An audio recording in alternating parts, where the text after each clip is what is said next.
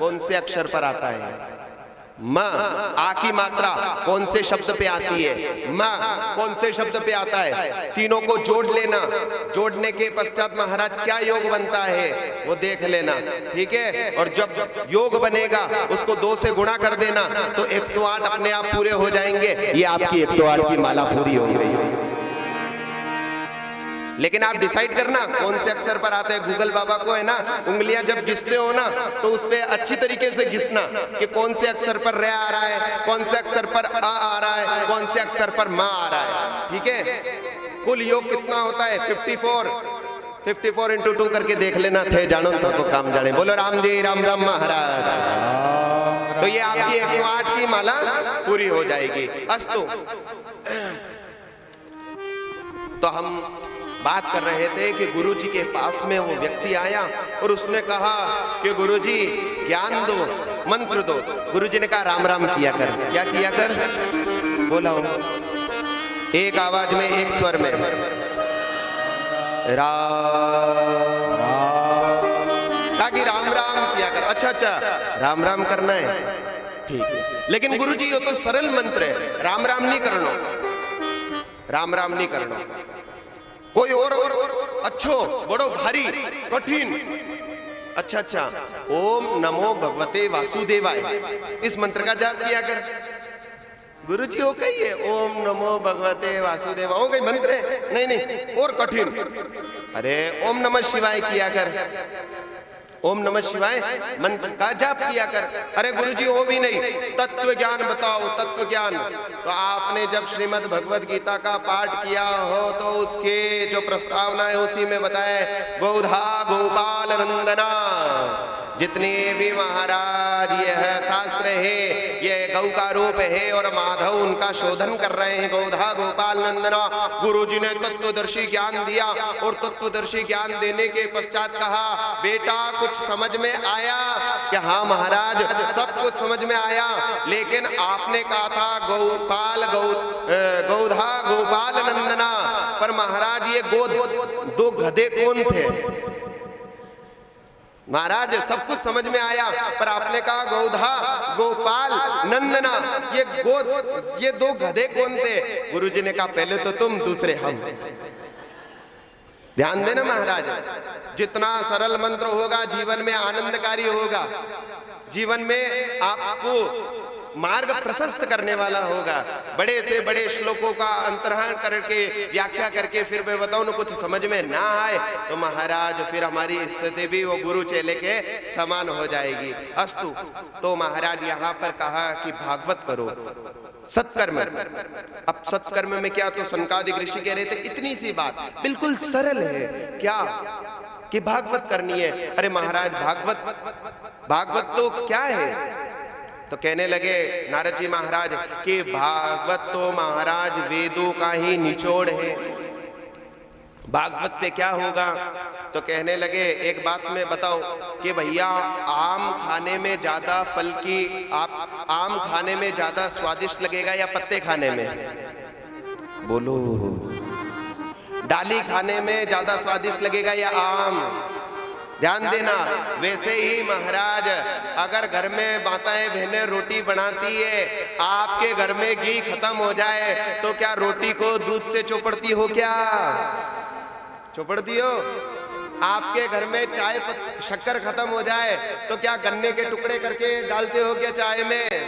वैसे ही यहाँ बताया गया है कि वेदों की जो ऋचाएं हैं वो बड़ी कठिन है। उन वेदों की ऋचाओं को समझने के लिए शास्त्रानुगत आपको शास्त्र का अध्ययन करना पड़ता है। वैसे ही महाराज इन सब का निचोड़ जो है श्रीमद् भागवत कथा में बताया गया है। इसलिए भागवत करो। सनकादिक ऋषियों ने बताया, नारद जी महाराज ने सुना और सुनने के पश्चात कहा महाराज कहाँ पे करे? तो कहा हरिद्वार क्षेत्र में गंगा नदी के किनारे पर। अब आपके मन में कभी एक बात तो आती होगी, जिसने भागवत का अध्ययन किया अगर करना चाहते तो विशालापुरी क्षेत्र में ही कर लेते, भागवत करना चाहते तो विशालापुरी क्षेत्र में कर लेते, और करना चाहते तो सनकादिक ऋषि नारद जी महाराज को लेकर जयपुर में कर लेते। इन्होंने हरिद्वार ही क्यों चुना?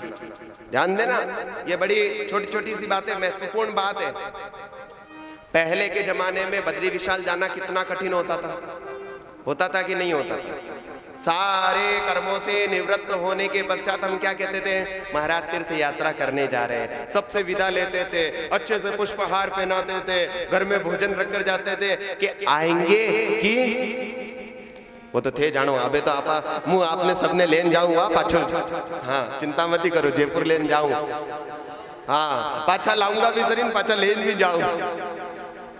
लेकिन ध्यान देना, प्राचीन समय में ये बात थी, तो इसलिए महाराज का और नारद जी महाराज के मन में ये था, क्योंकि संत हृदय नवनीत समाना, संतों का जो हृदय रहता है वो पवित्र रहता है। वो चाहते हैं कि हमारे साथ में जितने भी आए हुए हैं उन सबका उद्धार हो। वह चाहते थे कि महाराज केवल ज्ञान और वैराग्य का ही उद्धार ना हो, जिन जिन के कर्ण भेद में श्रीमद् भागवत कथा जाएगी उनका भी उद्धार होना चाहिए। बद्री विशाल हर कोई हर समय पे नहीं पहुंच सकता था, इसलिए थोड़ा बद्री विशाल से नीचे आ गए। कहाँ? हरिद्वार गंगा नदी के किनारे पर। और जो नीचे की साइड रहते हैं वो थोड़े ऊपर आ गए। बीच में मध्य आसन लगाकर रेती का टीला बनाया, सनकादिक ऋषियों को उसके ऊपर विराजमान किया। नारद जी महाराज श्रोता बनकर बैठ गए और श्रोता बनकर बैठने के पश्चात जब सुना कि श्रीमद् भागवत कथा का दिव्य आयोजन हरिद्वार में गंगा नदी के किनारे हो रहा है, सभी ऋषि मुनि सभी अपना अपना काम धंधा छोड़कर रघु वशिष्ठ च्वनश्च गौतमो मेधाति देवलम देवरातो रामस्ता गारुसूतश्च शाकलो मृकंडुः पुत्राजी पिप्पलादः। अनेका अनेक ऋषि सबने सुना कि श्रीमद् भागवत कथा का वाचन हो रहा है, वो सुनकादिक ऋषि कर रहे हैं। जब ये सुना सभी एकत्रित हो गए और सोनकादिक ऋषियों ने श्रीमद् भागवत कथा प्रारंभ करी। और प्रारंभ करते ही महाराज तेज हवा का झोंका आया और तेज हवा के झोंके के साथ में भक्ति रानी ज्ञान और वैराग्य सामने प्रकट हो गई। बोलिए सच्चिदानंद भगवान की जय।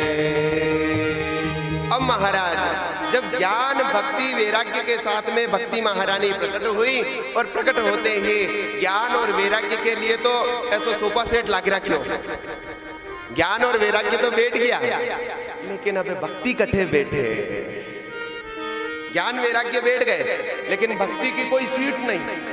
भक्ति महारानी चुपचाप खड़ी तकी, कैमरा मन मुझे शांत खड़ी तकी कि महाराज मैं कहां बैठूं।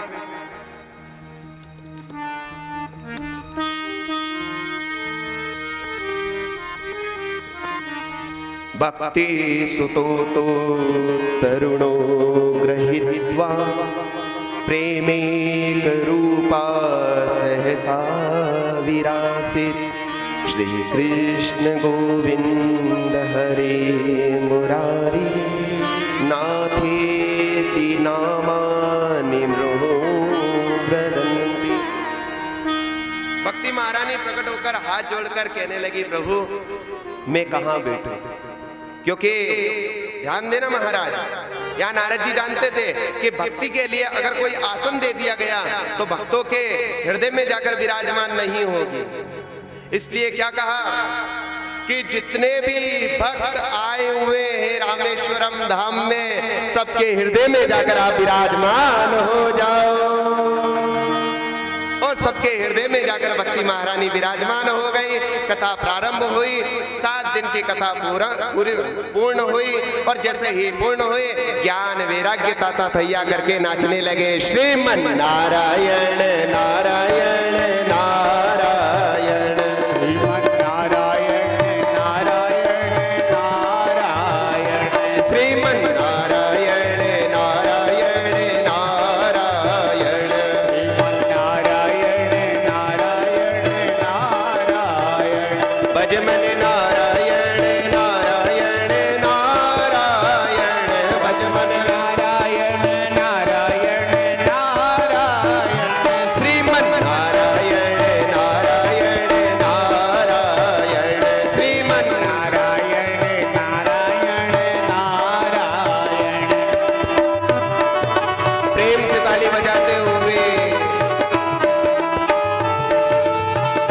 गर्मी का समय है, माथे पर निंद्रा रानी को बैठने मत देना। निंद्रा रानी बैठ गई तो कथा में विघ्न उत्पन्न हो जाएगा। तो ना हाथ उठे उठाकर आनंद के साथ श्रीमन नारायण नारायण नारायण श्रीमन नारायण नारायण नारायण तुझ में नारायण जय हो नारायण मुझ में नारायण नारायण नारायण जहाँ तो महानारायण नारायण।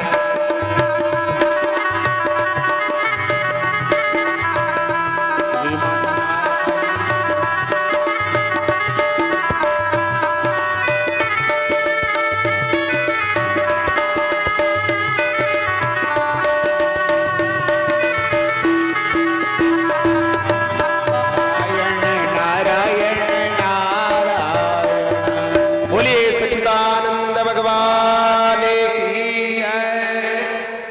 हाँ महाराज, कथा रे बीच में निंद्रा रानी नहीं आवे अड़ी बातें थोड़ो थोड़ो कीर्तन करानो आवश्यक है।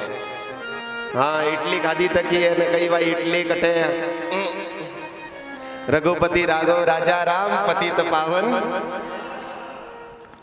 मुँह यूं चाहूं कि पूरी कथा एकदम सजग बने सुनो, एकदम मुंडा माते काई सलनी पड़नो चाहे।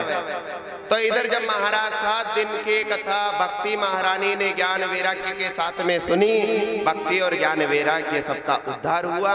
लेकिन सनकादिक ऋषि जब नारद जी महाराज को कथा सुना रहे थे तो सनकादिक ऋषि मुस्कुराकर बोले, क्यों नारद जी आनंद आयो? महाराज आनंद तो घणो आयो, लेकिन एक बात मन में रहेगी। कि काई रहेगी सा अबे मन में? कि महाराज एक बात आ मन में रहेगी कि आप कहो कि भागवत कथा सुनवाऊं, भक्ति हृदय में विराजमान रहे, ज्ञान आवे, वैराग्य की प्राथमिकता जीवन में धीरे धीरे आरूढ़ होवे। लेकिन महाराज आप भागवत कणे कणे काम में आवे। किस किस के काम में आती है महाराज ये भागवत? किस किस के जीवन को सुधारती है? किस किस के जीवन को परमात्मा के चरणों में लगाती है? क्या पाप करने के पश्चात प्रायश्चित करने के लिए श्रीमद् भागवत का आयोजन कर सकते हैं? ये आप बताइए। तो सनकादिक ऋषि कहने लगे, अरे ये सब चीजें छोड़ो, जीवन में जिसने केवल पाप ही पाप किया हो, पुण्य एक बार भी नहीं किया हो, उसका उद्धार भी श्रीमद् भागवत कथा सुनने से हो जाता है। ये मानवा पाप कृतस्तु सर्वदा सदा दुराचार रता विमार्गा क्रोधाग्नि दग्धा कुटिलाश्च कामिन् सप्ता यज्ञेन कलो पुनन्तितः। नारद जी बोले, वाह वाह महाराज गजब कर दी बात।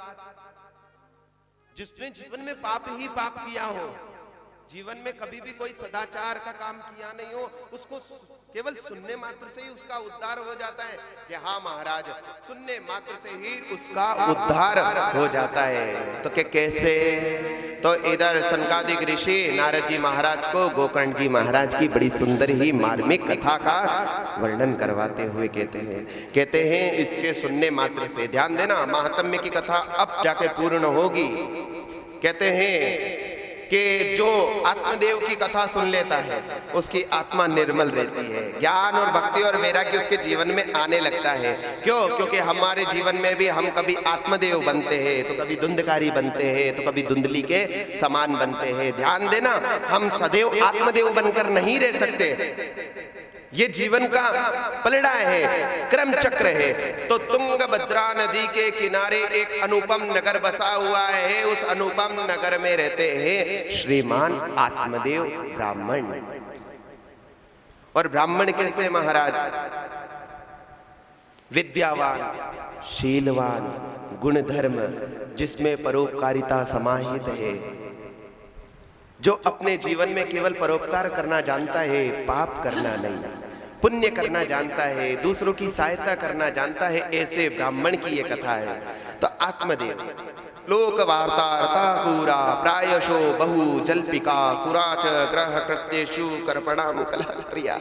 लेकिन महाराज आत्मदेव की जो श्रीमती जी है, कौन? सबको पता है?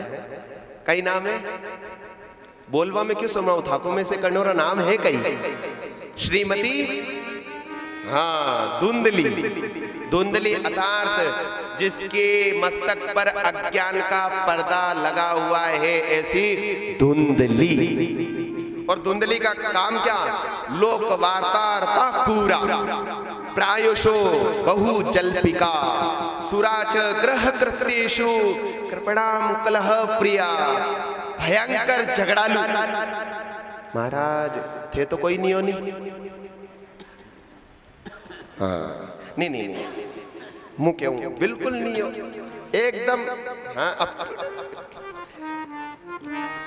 जब तक पड़ोसी से जाकर महाराज लड़ाई झगड़ा ना कर ले, तब तक तो पेट में रोटियां जो पड़ी हुई है वह पचे ही को नहीं।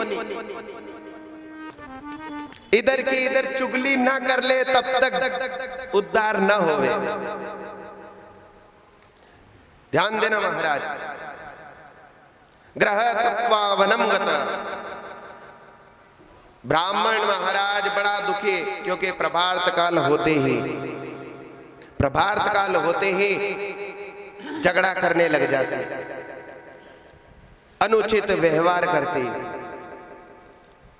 कोई भी घर पर अतिथि आ जाता तो वह अतिथि का सत्कार नहीं करते। जब ऐसा व्यवहार निभाता तो उस प्रभात काल में ही अपनी प्रभात काल की संध्या करके घर से निकल जाता। क्यों? क्योंकि सबसे बड़ी दुविधा ये थी कि घर में कोई टाबर टूबरी नहीं, घर में कोई बालक नहीं। ऐसी धुंधली।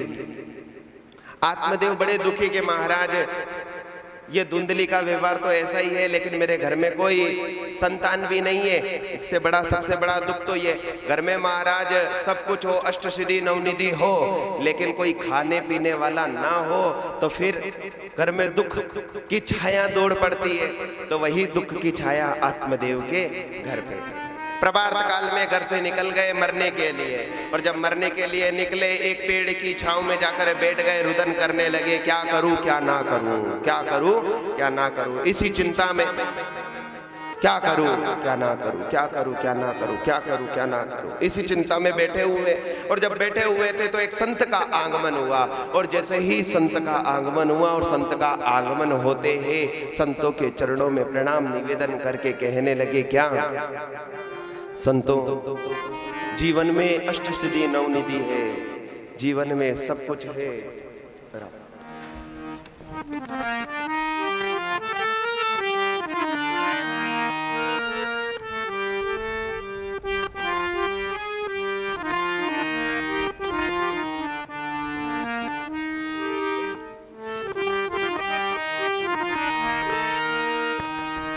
बोलिए सच्चिदानंद भगवान की जय जय। देखो,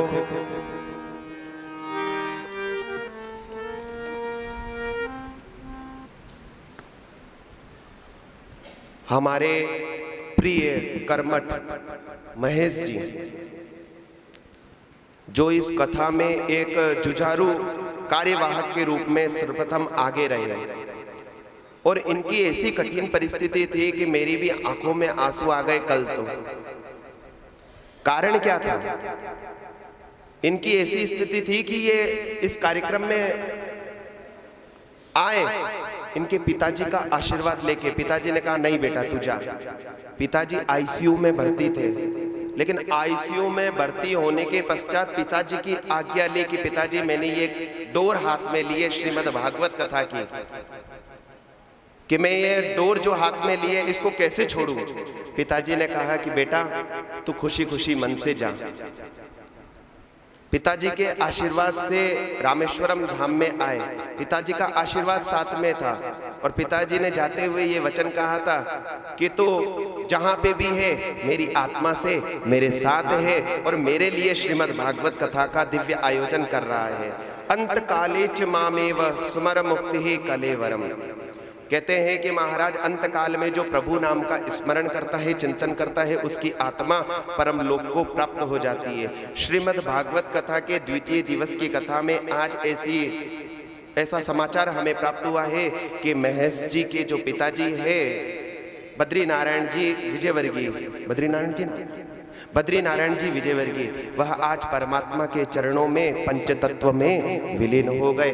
5 मिनट आंख बंद करके उनके आत्मा को शांति मिले और भगवान के चरणों में उनको स्थान प्राप्त हो, ऐसी हम प्रार्थना करते हैं। राम।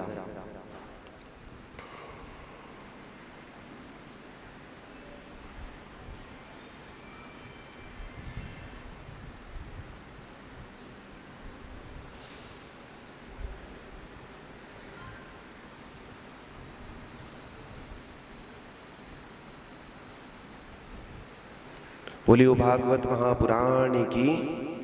पर ध्यान देना महाराज, भागवत के बीच में अगर अपनी जो यात्रा पूरी करके जाता है, साक्षात उसे विष्णु लोक की प्राप्ति होती है। ये श्रीमद् भागवत कथा में बताया गया है। इसलिए देखो, जीवन का आने जाने का चक्र है, समय सबका है और संसार की यात्रा पूरी करके एक ना एक दिन सबको जाना है। स्थिर कोई नहीं है, सब अस्थिर के समान है। लेकिन बद्री नारायण जी विजयवर्गीय जो है वो बड़े पुण्यवान हैं, जिन्होंने हमारे महेश जी जैसे पुत्र को जन्म दिया, जो संतों की सेवा में सदैव तत्पर रहते हैं।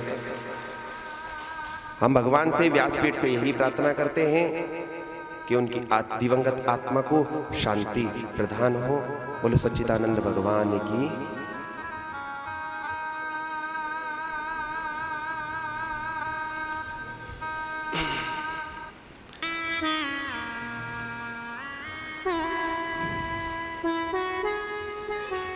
तो आत्मदेव, ब्राह्मण के एक जीवन में दुख है कि महाराज पुत्र नहीं है, पुत्र रूपी धन नहीं है। और जब पुत्र रूपी धन नहीं है तो जीवन में जीना बेकार है, ऐसा आत्मदेव के मन में।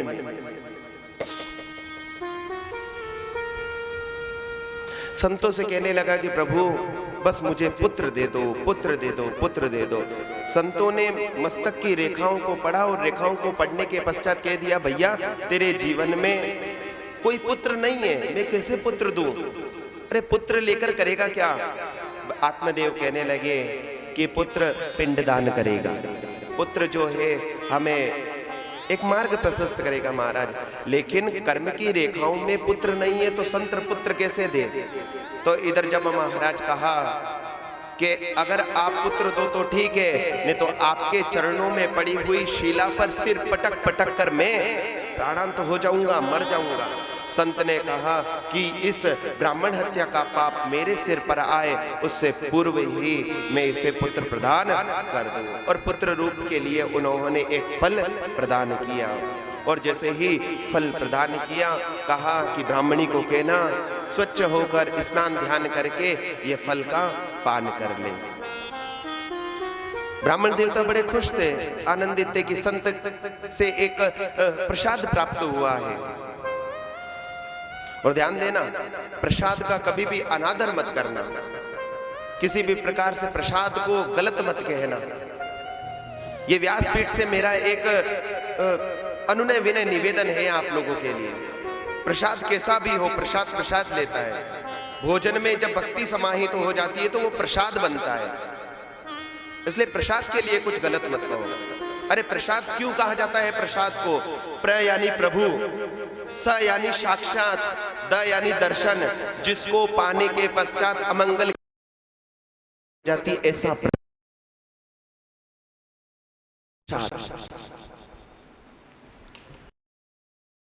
हुआ।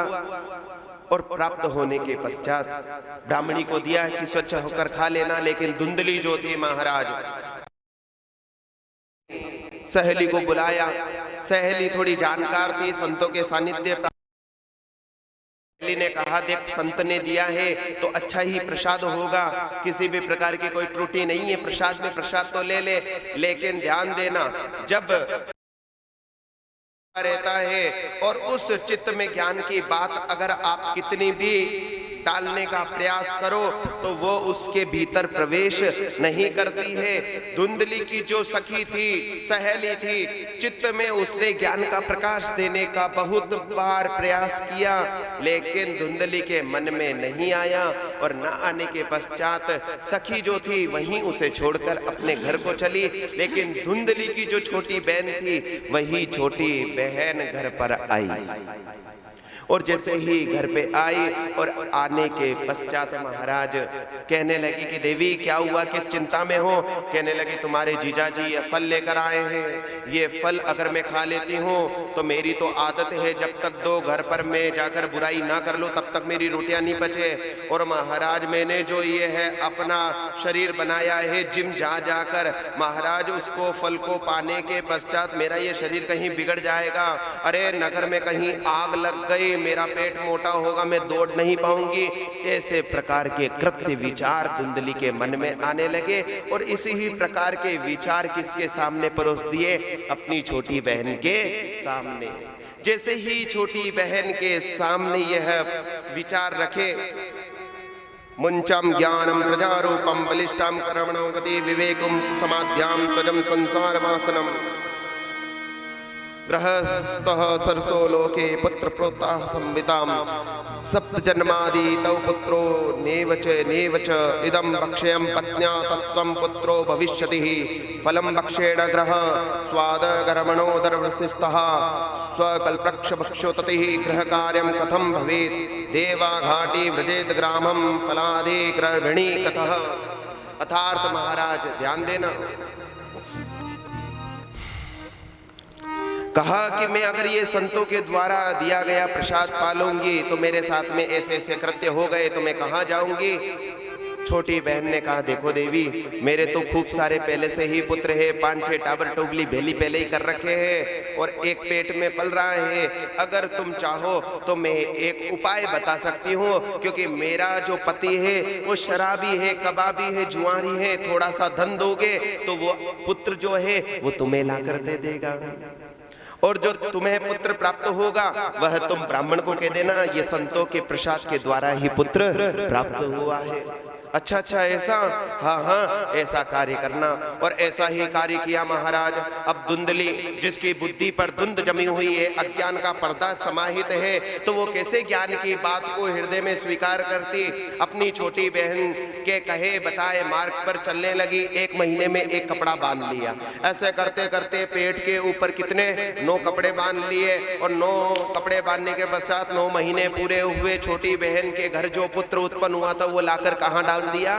धुंधली के पास। और जैसे ही रखा, ब्राह्मण देवता बड़े खुश। धुंधली की छोटी बहन ने कहा था संतों ने प्रसाद दिया है, अपमान मत करना, फेंकना मत। तो क्या करूं कि देख तू जितने भी पुष्प लगाती है, जितने भी पौधे लगाती है उनके ऊपर पुष्प नहीं आते थे, जितनी भी गैयाओं का पालन करती है उनके कोई पुत्र धन उत्पन्न नहीं होता था। तो देख एक काम कर सकती है। क्या काम करूं? कहा कि तेरी जो गैया है उस गैया के कोई बछिया नहीं है, बछड़ा नहीं है, तो जा गैया को ये प्रसाद खिला देना। तो महाराज इधर गैया को उस समय प्रसाद खिलाया था। आज 9 महीने पश्चात महाराज प्रथम रूप में तो गौ से महाराज एक पुत्र धन उत्पन्न हुआ। और पुत्र की आकृति कैसी? संपूर्ण शरीर तो महाराज किसके समान? नरदेह के समान। लेकिन जो कर्ण थे वो कर्ण किसके समान थे? गौ के समान। तो नाम क्या रख दिया? गौकर्ण। बोलिए गौकर्ण भगवान की गौकर्ण नाम। इधर धुंधली के जब घर में पुत्र धन उत्पन्न हुआ, ब्राह्मण देवता बड़े खुश हुए, बड़े प्रसन्नचित हुए, बड़े आनंद में हुए। खूब धन लुटाया, खूब सबको भेंट पूजा दी, खूब ब्राह्मणों को जिमाया। और जिमाने के पश्चात ब्राह्मणों को कहा कि ब्राह्मण देवता बेटे का नामकरण संस्कार करना है। बड़े बेटे का नाम तो वैसे ही रख दिया था गौकर्ण, और छोटे बेटे का नाम रखना चाहते थे सत्यव्रत। लेकिन कैसे रखते सत्यव्रत? धुंधली ने कहा ओ हेलो समझो हमारी बात। धुंधली ने क्या कहा? 9 महीने मैंने गर्भ में रखा है 9 महीने मैंने गर्भ में पाला है, यातनाएं सहन करी है, और आ गए नाम देने के लिए। आपको नाम वाम देने की कोई आवश्यकता नहीं, मैं ही नाम दूंगी। आत्मदेव कहने लगे, देवी, आत्मदेव ने क्या कहा, हे देवी, तुमने 9 महीने तक इसे गर्भ में रखा है, 9 महीने तक पेट में पाल कर रखा है, इतनी यातनाएं सहन करी है, मुझे तो पुत्र धन चाहिए था, वह आज परमात्मा की कृपा से मुझे पुत्र धन की प्राप्ति हो गई है, अब कुछ भी नाम रखो, क्या फर्क पड़ता है। तो कहा, नाम क्या सोचा कि मैं धुंधली तो मेरे पुत्र का नाम, ओहो देखो कितनी जल्दी बोले, मेरे पुत्र का नाम धुंधकारी। ध्यान देना महाराज, नाम रखा धुंधकारी। कियं कालेन तो जातो तरुणो तनया विभो, गोकर्ण पंडितो ज्ञानी धुंधकारी महाखल। धीरे धीरे प्रादुर्भाव होने लगा, अच्छी शिक्षा दीक्षा प्राप्त हुई। गोकर्ण जी महाराज को एक ही स्कूल में डाला, लेकिन महाराज जो गोकर्ण जी थे वो तो महान पंडित ज्ञानी वर्य बने, लेकिन जो धुंधकारी था वह आए दिन शिकायतें घर पे आती, कभी किसी छोरे को मार देता, कभी किसी घर पे चोरी कर आता, कभी कुछ ना कुछ करता। ब्राह्मण देवता ने कहा, छोटा है छोटा है छोटा है छोटा है छोटा है छोटा है करके जब ऐसा कहा तो महाराज धीरे धीरे, और ध्यान देना, बालकों को अगर संस्कार देने हो तो बाल्यावस्था से ही देना प्रारंभ कर देना।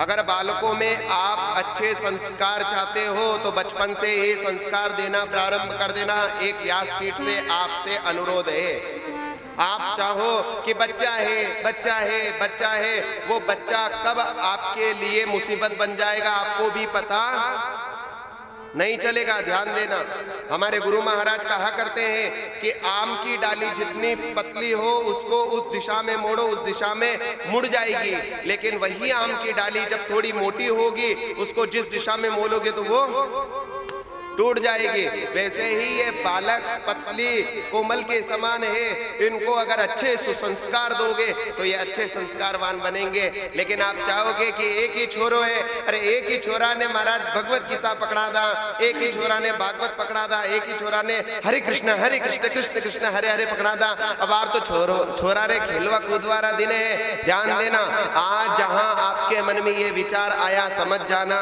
उसके लिए अज्ञान का मार्ग खुल चुका है। इसलिए ध्यान देना, बालकों के जो संस्कार है वो बाल्य अवस्था में ही डालने प्रारंभ कर देना।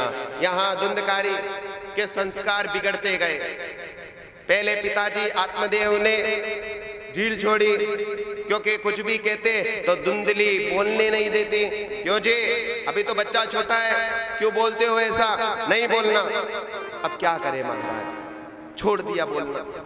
आत्मदेव धीरे धीरे जीर्ण अवस्था को प्राप्त हुए, वृद्ध अवस्था में गए। धुंधकारी बड़ा हुआ और बड़ा होते ही धुंधकारी महाखल महाराज वेश्याओं का सन्निधि ले वेश्याओं का साथ कर लिया, गणिकाओं का साथ कर लिया। अब महाराज गणिकाओं का साथ करने के पश्चात जितना भी घर में धन था वह धन सब समाप्त कर दिया, और जितना भी धन था सब समाप्त करने के पश्चात पिताजी से कहा, पिताजी लाओ गोदरेज की अलमारी की चाबी। पिताजी के पहले से तो सारा घर का धन खर्च कर दिया, अब कहां से लाऊं। पिताजी को कहा कि पिताजी नहीं देते हो तो अभी लकड़ी से खबर ले। पिताजी की जब ऐसी अवस्था को गोकर्ण जी ने देखा, गोकर्ण जी ने कहा, महाराज क्यों अपने कर्मों को बिगाड़ रहे हो, जिंदगी भर आपने शास्त्रानुसार जीवन का निर्वहन किया, लेकिन अब जाके आप अपनी स्थिति खराब कर रहे हो, क्यों बेटे के मोह में पड़े हो। गोकर्ण जी महाराज से ज्ञानामृत पान करने के पश्चात आत्मदेव हिमालय की तलहटी में चले गए, और हिमालय की तलहटी में जाकर अपने आप को गोविंद के चरणों में समर्पित कर दिया। लेकिन जहां धुंधली थी वह धुंधली को समझाने की कोशिश करी तो गोकर्ण जी को कहा, नहीं समझनो। गोकर्ण जी ने कहा, देखो जैसी मैया तुम्हारी इच्छा। गोकर्ण जी भी ने कहा कि पिताजी को ज्ञान दिया, पिताजी ने ज्ञान लिया, लेकिन माताजी को ज्ञान लगा नहीं, तो अब हम भी यहाँ से चलते हैं। गोकर्ण जी महाराज गया जी को चले गए। तीर्थ यात्रा भ्रमण के लिए निकल गए। लेकिन अब कौन? धुंधकारी और धुंधली। अब महाराज घर में हुक्म चाले नाही, चुगली खाए पंचामाई। अब महाराज जो धुंधली थी, उस धुंधली की जितनी भी सखियां थी, उन सखियां को कहती, अरे मारो बेटो तो अतरो है। क्यों महाराज? क्योंकि आत्मदेव को कह नहीं सकती, गोकर्ण जी को कह नहीं सकती। बिगाड़ा किसने? खुद ने। तो पड़ोस की माताएं बहनों से जाकर कहने लगी, अरे बहुत परेशान करता है, पैसे ना दो तो मारने को आतुर हो जाता है, इतना महाखल हो चुका है, क्या करूं? तो पड़ोस की देविया घूंघट में कहने लगी, अबे देवी थारा जैसा संस्कार है वो तो भुगतना ही पड़ेगा, जितने तेरे संस्कार है वो तुम्हें भुगतना ही पड़ेगा। जब ये ऐसा सुना, धुंधली बेचारी क्या करती, घर में आ गई। संध्या के समय मदिरा पान कर कर आकर मैया को कहने लगा, मैया धन निकाल। मैया के बेटा मैं कहाँ से लाऊं? कहा कि धन नहीं देगी तो अभी जलती हुई लकड़ी से तेरी खबर लेता हूँ। अब माँ ने ऐसा सुना, माँ का हृदय फट गया। जो आत्मदेव के घर में कुआं था, उस कुएं में जाकर धुंधली ने भी अपने प्राण त्याग दिए। अब महाराज धुंधकारी अकेला घर में राज 5 वेश्याओं को लाकर रख लिया। और ध्यान देना, ये 5 वेश्याएं कौन? काम, क्रोध, लोभ, मोह, मद। ये 5 प्रकार की वेश्याएं हैं, गणिकाएं हैं। इनको कभी भी हमारे भीतर आरूढ़ मत होने देना। तो ये 5 वेश्याओं को जैसे ही घर में लाकर रखा, कहा कि धन लाओ। राज्य महल में चोरी करने गया, चोरी करके लाया। गहनों के ऊपर देखा, राज्य महल की मोहर लगी हुई है। ये तो खुद भी मरेगा ना हमें भी मरवाएगा। इससे बढ़िया तो है कि हम इसे खत्म करें और कोई दूसरा धनी देखे। अब महाराज क्या किया? खूब मदिरा पिलाया, एक खटोली पोल में लाकर रखी और उससे बांध दिया रस्से से धुंधकारी को। और धुंधकारी को बांध दिया तो महाराज जलते हुए कोयले उसकी छाती पे लाकर रखे। छाती पे लाकर रखे तो मुंह खुल गया, तेज तेज चिल्लाने लगा। और जब चिल्लाने लगा महाराज, तो कहा पड़ोसी कहीं इसकी आवाज ना सुन ले। जिस मुंह को खोल कर वो चिल्ला रहा था, उसी ही मुंह में जलते हुए कोयले भर। और जैसे ही जलते हुए कोयले मुंह में भरे महाराज, बड़ी वेदना, बड़ी दर्दनाक पूर्ण धुंधकारी की हत्या हुई। और हत्या होने के पश्चात महाराज 5 वेश्याएं तो सारा धन समेट करके ले गई। पड़ोसी को खबर चली, पड़ोसियों ने देखा, अरे रे रे रे कैसा धुंधकारी है।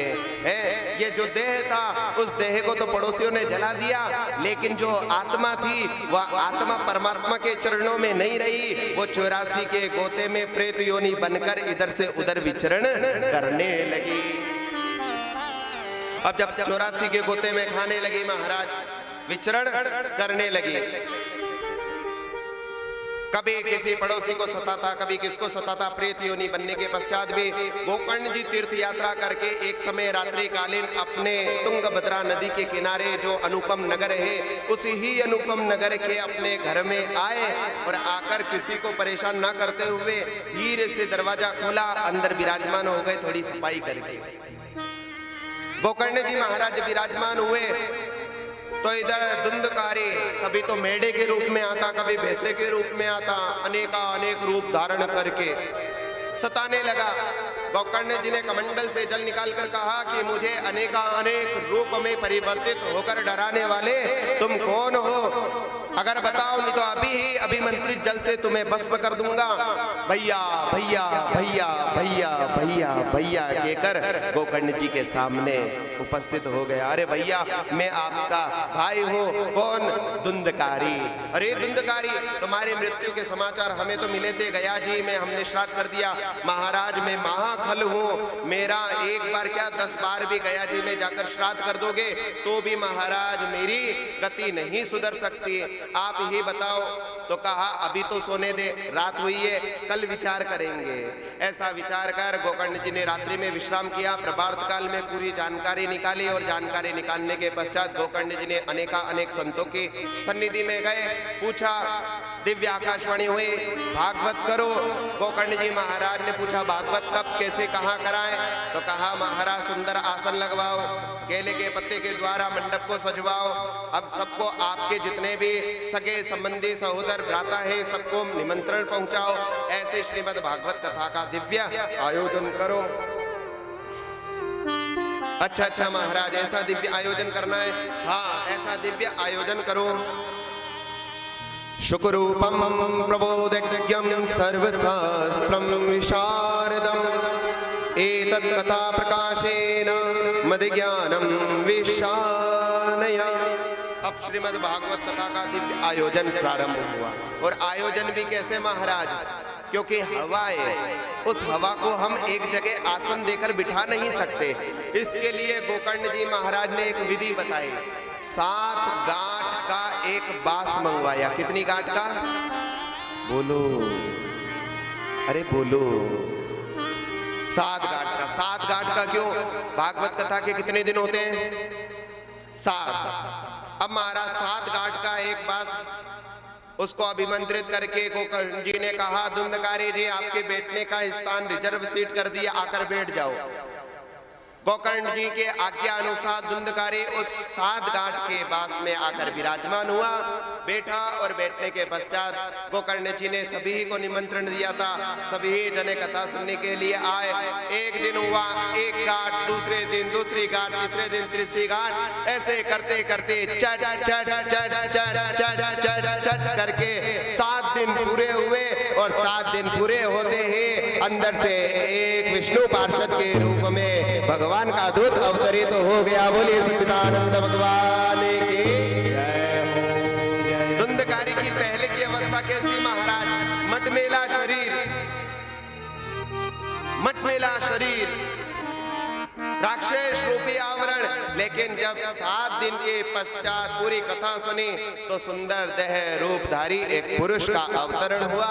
और गोकर्ण जी ने पूछा तुम कौन? तो कहने लगे महाराज आपकी कृपा से ही मैं जो धुंधकारी था वह मैं एक स्वच्छ पुरुष के रूप में अवतरित हो गया हूँ। दिव्य आकाश मार्ग से एक विमान आया, उस विमान में बैठने ही जा रहे थे। इतने में महाराज उन विष्णु पार्षदों को कहा ठहरो ठहरो ठहरो ठहरो ठहरो ठहरो। कहाँ से आए? अच्छा अच्छा, वैकुंठ लोक से आए हो? हाँ हाँ महाराज वैकुंठ लोक से आए। अच्छा, किसे लेने के लिए आए हो? महाराज हमारे पास में एक ही कार्ड है, श्रीमान धुंधकारी जी जिन्होंने एकाग्रचित तन्मयता तल्लीनता समर्पणता के साथ में जो भागवत कथा का श्रवण किया है उनके लिए विमान आया है। अच्छा, केवल एक के लिए ही विमान आया? कथा तो कितने लोगों ने सुनी थी, कथा तो कितने लोगों ने सुनी थी, एक के लिए ही विमान आया है। ये तो गलत बात है। कहा कि महाराज तन्मयता तल्लीनता समर्पणता सहानुभूति एकाग्रचित होकर जिन्होंने कथा सुनी उनके लिए विमान आया है। और उनमें से केवल ये गोकर्ण जी के जो दूत बनकर श्रोता बनके मुख्य प्रधान श्रोता बनकर विराजमान हुए थे धुंधकारी जी, उन्हीं के लिए ये विमान आया है। अच्छा अच्छा अच्छा अच्छा। पुनः एक बार यज्ञ का आयोजन हुआ। और कौन सा यज्ञ? श्रीमद् भागवत कथा का दिव्य यज्ञ का आयोजन हुआ।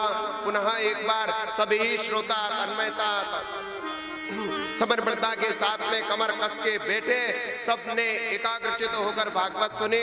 और जितने भी श्रोता बैठे हुए थे सबके लिए एक एक विमान आ गया। सभी उसके ऊपर विराजमान होकर वैकुंठ लोक को प्राप्त हो गए। बोलिए सच्चिदानंद भगवान की।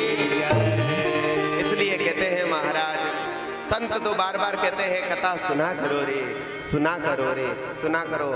सुनो इसलिए मत कि संतों का काम है कहना, अरे इसलिए सुनो कहीं सुनने से हमारा उद्धार हो जाए, कहीं सुनने से हमारे चित्त की वृत्ति जो है वो प्रभु में विलीन हो जाए। इसलिए संत बार बार कहते हैं क्या क्या कहते हैं? मान मेरा कहना नहीं तो पछताएगा, मान मेरा कहना नहीं तो माटी का खिलौना माटी में मिल जाएगा। ये पंचभौतिक जो शरीर है ना, ये मिट्टी से बना हुआ है। जब तक इसमें दीप ज्योति जागृत है तब तक ये शरीर सुगंधित सुडौल बना हुआ है, आनंदकारी है। लेकिन जब इसमें से वो दीप ज्योति निकल जाएगी ना, तो ये मिट्टी का शरीर मिट्टी में ही भस्मीभूत हो जाएगा। आपका 5-5 फीट का शरीर जो है ना, एक लोटे में समावेशित हो जाएगा। इसलिए प्रेम से गाइएगा, मान मेरा कहना नहीं तो पछताएगा, मान मेरा कहना नहीं तो पछताएगा, माटी का खिलौना माटी में मिल जाएगा, माटी का खिलौना माटी में मिल जाएगा। प्रेम से गाइए ताली बजाते हुए।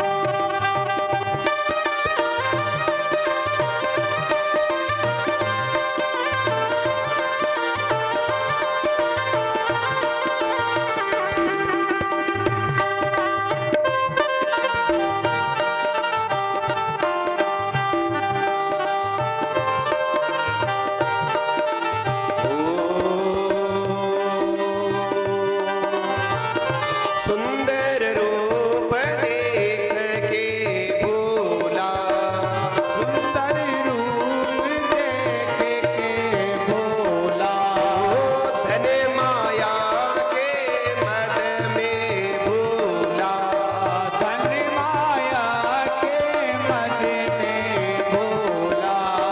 हम क्या गलती करते हैं? पहला तो ये मुखारबिंद देखते हैं, और दूसरा चमड़ी और दमड़ी। चमड़ी और दमड़ी हमारी परिपक्व हो जाती है, तो हम भूल जाते हैं कि संसार की यात्रा करके हमारे को ठाकुर के चरणों में जाना है। इसलिए ध्यान देना, चमड़ी और दमड़ी को छोड़ दो, विचार मत करो कि क्या होगा इसका। चींटी को कण और हाथी को मन परमात्मा देता है, इसलिए विचार मत करो कि अन्न मिलेगा कि नहीं, धन मिलेगा कि नहीं। इसलिए केवल तन्मयता तल्लीनता के साथ में गाइए, क्या सुंदर रूप देख के भोला, सुंदर रूप देख के भोला, धन माया के मद में भोला, धन माया के मद में भोला। एक दिन हंसा, अरे एक दिन हंसा अकेला उड़ जाएगा, एक दिन हंसा अकेला उड़ जाएगा, एक दिन हंसा अकेला उड़ जाएगा, एक दिन हंसा अकेला उड़ जाएगा, माटी का खिलौना माटी में मिल जाएगा। माटी का खिलौना माटी में मिल श्री जाएगा। राधे।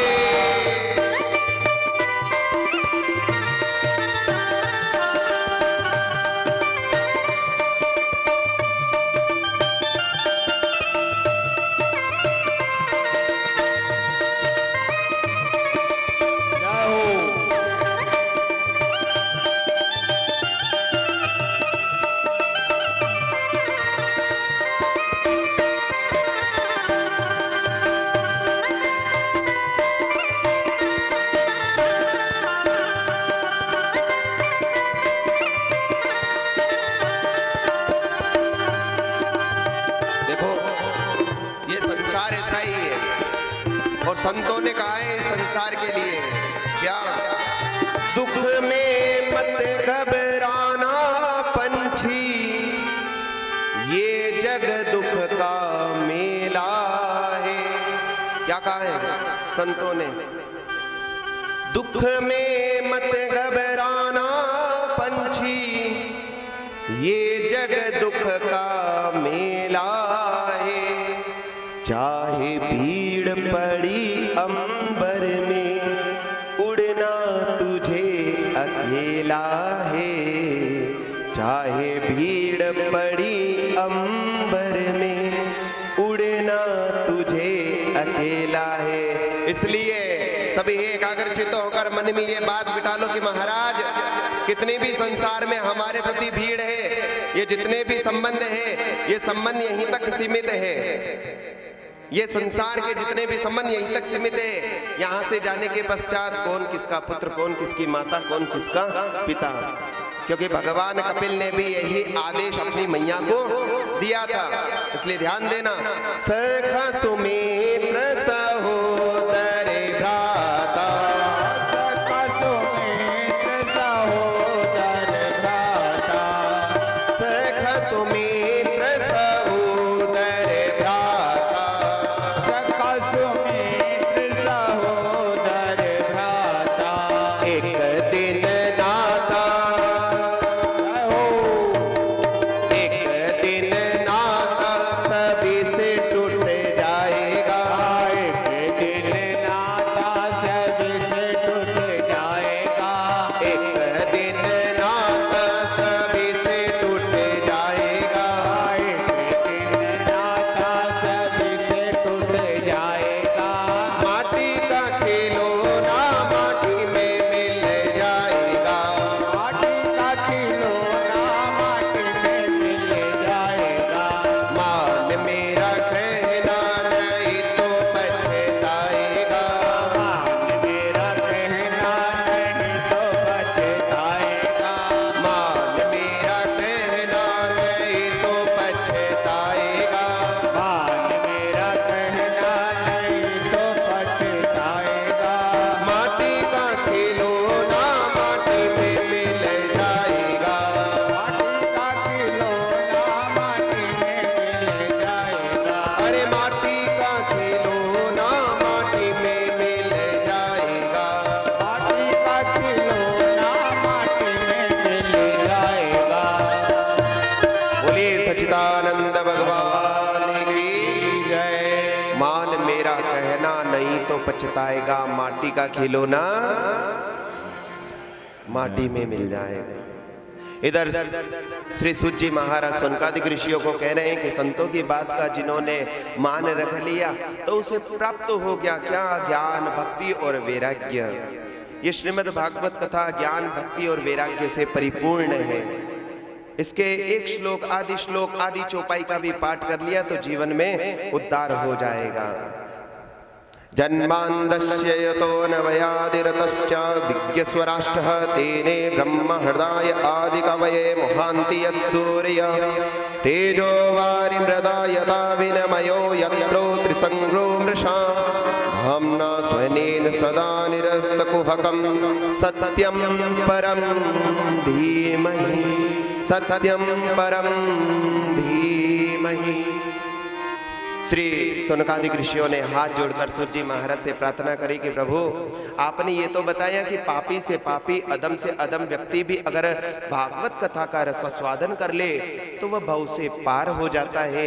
लेकिन प्रभु अब हम इसके बारे में पूर्णतः जानना चाहते हैं कि प्रभु इसको सुनने के पश्चात, इसके अल्प सुख को सुनने के पश्चात ही हमें ऐसा लग रहा है कि इसमें और स्वाद होगा और आनंदित होगा। और ध्यान देना महाराज, घर में कोई नई डिश बनी हो और नई डिश को जब हम चखते हैं केवल एक हथेली में लेकर, एक प्लेट में लेकर, और जब चखते हैं चखने के पश्चात क्या आता है? अरे बोलो, कितनी धीरे बोलते हो। हाँ देखो देखो, एक जनो ही बोले महाराज, हाँ लाली बाई ने कही आवे, बोलो कही आवे, बाहर ने जान बोलो तो लपर लपर लपर लपर करो, अटे बेटिया तक हो तो बोलवा में छाती फाटे। देखो कोई भी नई डिश बने तो स्वाद आवे, वैसे ही ध्यान रखना रसिको भुवि भाव का, जो रसिक जन होते, भुविक भाविक जन होते, उनको भी एक स्वाद आता है। किसका? भगवान की कथामृत का। तो यहाँ श्री सूत जी महाराज को सोनकादिक ऋषियों ने जब ये कथा सुनाई तो सोनकादिक ऋषियों को स्वाद आने लगा, कहने लगे प्रभु बताओ, और हम सुनना चाहते हैं। हमारी जो ज्ञान की प्यास है ना वो अतृप्त के समान है, तृप्त नहीं हुई है। आप बताइए प्रभु, क्या सुखदेव जी महाराज राष्ट्रीय परीक्षित का संवाद हुआ था, क्या क्या उन्होंने दिव्य कथा अमृत सुनाई थी। तो कहने लगे जो भागवत कथा का प्रथम अध्याय है और प्रथम अध्याय का जो स्कंद है, उस स्कंद का जो मूल कर्तव्य है वो अधिकार का बताया गया है। काय का? अधिकार। और अधिकार क्या है? क्या अधिकार होना चाहिए? केवल जमीन जायदाद के ऊपर ही अधिकार नहीं जमाना है। यहाँ बताया गया है क्या? दामना स्वनेन सदा निहस्त कुहकम सत्यम परम धीमहि। हमें सत्य पर अधिकारित होना चाहिए। इस जिह्वा से केवल और केवल सत्य बोलो। क्या बोलो? हाँ बोलो। कभी कभी बोलना बड़े झूठ भी है महाराज, लेकिन सत्य बोलो, यह हमारा अधिकार है। यह प्रथम स्कंद की कथा का बताया गया है। और भागवत में महाराज ये नहीं कहा है कृष्णम परम धीमहि, रामम परम धीमहि, नारायणम परम धीमहि, ब्रह्मम परम धीमहि नहीं कहा है। क्या कहा है? सत्यम परम धीमहि। उस सत्य का संग करो। यूं नहीं कहा राम का संग करो, यूं नहीं कहा कृष्ण का संग करो, क्योंकि जहां सत्य है वहां राम है, जहां सत्य है वहां कृष्ण है, जहां सत्य है वहां साक्षात त्रिलोकी अधिपति नाथ भगवान भूत भावन रामेश्वर विराजमान है। इसलिए सत्यम परम धीमहि, सत्य का संग करो। इसलिए ही तो कहा है सत्यम व्रत सत्य परम त्रिसत्य सत्यस्य योनि निहितं च सत्यं सत्यस्य सत्य मृत सत्य नेत्रं सत्यात्मकं त्वा शरणं प्रपन्ना। क्या कहा है? सत्य का संग करो महाराज, सत्य को व्रत में धारण करो। अर्थात एक दिन ऐसा निकालो कि केवल सत्य ही सत्य बोलना है। निकाल सकते हो? जिस प्रकार आप व्रत करते हो, भोजन पानी करते हो, महाराज एकादशी करे तो अशी करे कि राते ही विचार करवा लग जाए कि सुबह साबुदाना की खिचड़ी बनावा कि हमारी खिचड़ी बनावा। करते हो कि नहीं? हैं? साबुदाना रे बनावा कि हमारी बनावा, क्या आलू बगारे न खावा? हैं? ध्यान देना। सत्य का संग करो। सत्यम व्रत सत्य परम त्रिसत्य। एक दिन ऐसा निकालो कि एक दिन ऐसा मन में नियम धारण कर लो कि हम सत्य सत्य बोलेंगे। अरे 365 दिन में से एक दिन तो ऐसा निकाल सकते हो ना। नेत्रों में सत्य रखो, किसी के प्रति विचार का भाव मत लाओ, सत्य का संग करो। ये भागवत के प्रथम स्कंद, यह अधिकार का वर्णन है। हमारा अधिकार है सत्य बोलने का, और जहाँ सत्य है वहाँ साक्षात ब्रह्मा जी, विष्णु जी, महेश जी सभी आकर विराजमान रहते। इसलिए सत्य का संग करना आवश्यक है। इसलिए जहाँ तक हो सके इस जिह्वा से सत्य सत्य निकले, झूठ ना निकले। और झूठ ऐसा हो कि किसी को हानि ना पहुंचे तो वो झूठ सत्य कहलाएगा। लेकिन झूठ के माध्यम से आप किसी को हानि पहुंचाओ तो भगवान भी आपको माफ नहीं करेगा। इसलिए ध्यान देना महाराज। कहा कि महाराज हम सत्य का संग करेंगे। किसने कहा? सूची महाराज ने। सूची महाराज को सोनकादिक ऋषियों ने हाथ जोड़कर कहा प्रभु हम सत्य का संग करेंगे। अरे जब तक भागवत में बैठे हैं तब तक तो करोगे कि नहीं? छतरी भी नाड़की हिलाई रहे हो कि हमारा आज सत्य का संग करेंगे। ध्यान रखना भागवत में झूठ नहीं बोला जाता है, इसलिए ध्यान देना, सत्य का संग करना है। तो कहा प्रभु अब बताओ भागवत कथा के बारे में कुछ ज्ञान चर्चा, आनंद की चर्चा। कहने लगे निगम कल्पतरुर्गलितम फलम सुखा मुखादमृतम द्रव संयुक्तम पिबत भागवतम रसमालयम मुहुरहो रसिका विभावुका। कहने लगे कि प्रभु ये जो भागवत रूपी फल, जो वेदों से पका हुआ फल है, वेदों के नाम को ही निगम कहा गया है। ध्यान देना, वेदों का एक नाम निगम बताया गया है। निगम कल्प तरुर गलितम फलम, निगम के द्वारा निष्कर्ष करके जो निकाला हुआ फल है वो फल है भागवत रूपी फल। तो सोनकादिक ऋषियों के मन में आया कि प्रभु जो फल है वो पक चुका है, और पकने के पश्चात फल की क्या अवस्था होती है?